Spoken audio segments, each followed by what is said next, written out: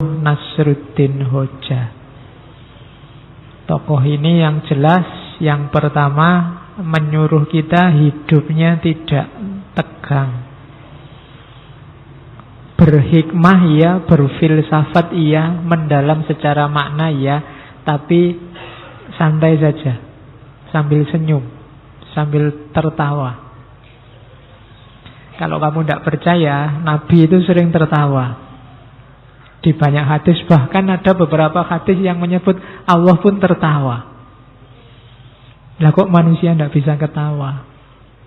Ya meskipun istilah Allah tertawa itu kan nanti ada beda pendapat. Kalau di kita yang Sunni pokoknya bila kaifa, tapi Allah tertawa. Kan ada cerita Allah tertawa, misalnya besok ada laki-laki terakhir yang keluar dari neraka menuju surga.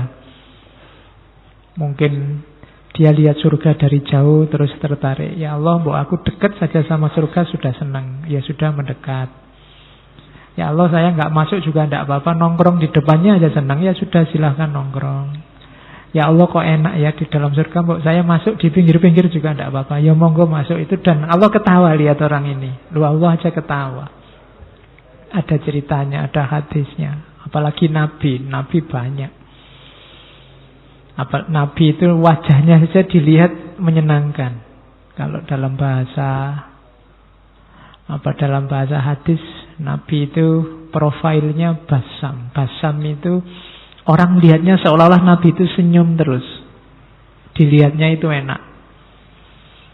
Jadi sebelum Nabi ngomong, ketemu Nabi saja itu orang rasanya enak, kayak disenyumi terus. Kalau kalian kan mungkin ada di antara kita yang kebalikannya malahan. Nonton wajah itu pengen muntah. Ada yang gitu, nesunan, ngamuan, itu kan tidak enak. Kalau Nabi basam. Oke, kepada siapa saja.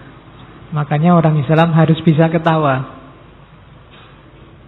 Jangan ngamuk terus. Saya ngutip sedikit itu sebenarnya ada di pengantarnya Nasruddin Hoja. Saya lupa profesor yang nulis, tapi itu diambil dari kitabnya Abu Hayyan At-Tauhidi, Al-Bashair wa Dakhair. Jangan engkau jauhkan dirimu dari mendengar sesuatu tentang kejadian sederhana yang lucu-lucu. Jadi kalian nonton yang lucu-lucu tidak apa-apa, nonton komedi tidak apa-apa. Sebab termasuk juga yang lucu-lucu dalam hidupmu. Hidupmu itu lucu, banyak yang lucu. Cuma kamu membacanya terlalu serius. Sebab bila engkau tidak mau memperhatikannya, pemahamanmu akan picik dan watakmu menjadi kurang tanggap. Kalau kamu tidak bisa menangkap betapa lucunya hidupmu, katanya Abu Hayyan, kamu kurang peka terhadap hidupmu. Hidupmu itu lucu, ngapain kamu stres? Ngapain kamu sumpek? Itu lucu. Tidak lulus-lulus ujian, lucu. Ya kan? Kemudian apalah diputus pacar, jane ya lucu. Wong masih pacar aja diputus, kamu kok nangis sampai segitunya. Malah enak kamu bisa nyari lagi, nambah pengalaman. Kalau kamu nangis itu jane ya lucu. Banyak yang lucu-lucu dalam, apalagi coba kamu baca peristiwa-peristiwa politik hari ini, itu jane lucu. Cuma barang lucu itu kamu kok ketemunya malah marah. Harusnya kan ketawa. Tapi hari ini orang membacanya jadi marah-marah. Katanya Abu Hayyan, bilang kau tidak mampu menikmati segarnya komedi, segarnya humor, segara kelucuan, awan kelabu kehidupan yang serius bahkan menghancurkan dirimu. Wah, susah. Merengut terus juga hidupmu akan hancur.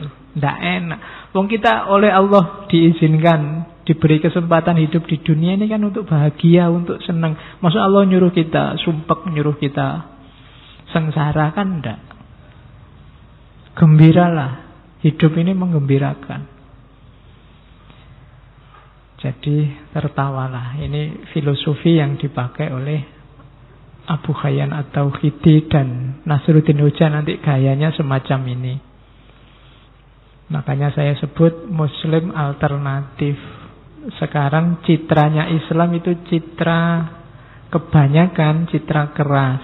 Ya meskipun itu salah, tapi ada indikator-indikator yang membuat orang menyimpulkan itu.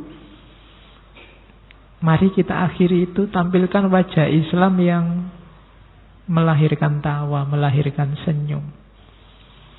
Kadang-kadang ada orang bikin komedi, bikin humor, kamunya serius.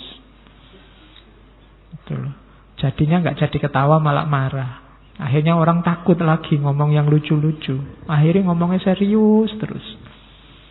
Akhirnya wajahnya kayak kalian, kelihatan cepet tua kabeh. Antara wajah sama umur berbanding terbalik. Jadi ketawalah, senyumlah. Hidup ini indah, hidup ini nyaman.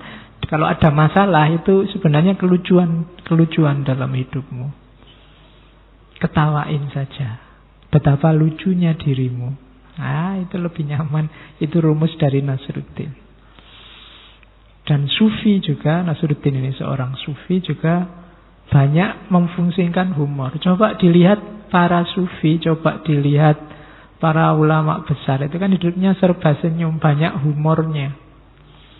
Ulama-ulama yang ilmunya sudah tuntas, itu kalau ngomong kan enak didengarkan. Dan kadang-kadang ya dagelan-dagelannya banyak, membuat kita tertawa, membuat kita tersenyum.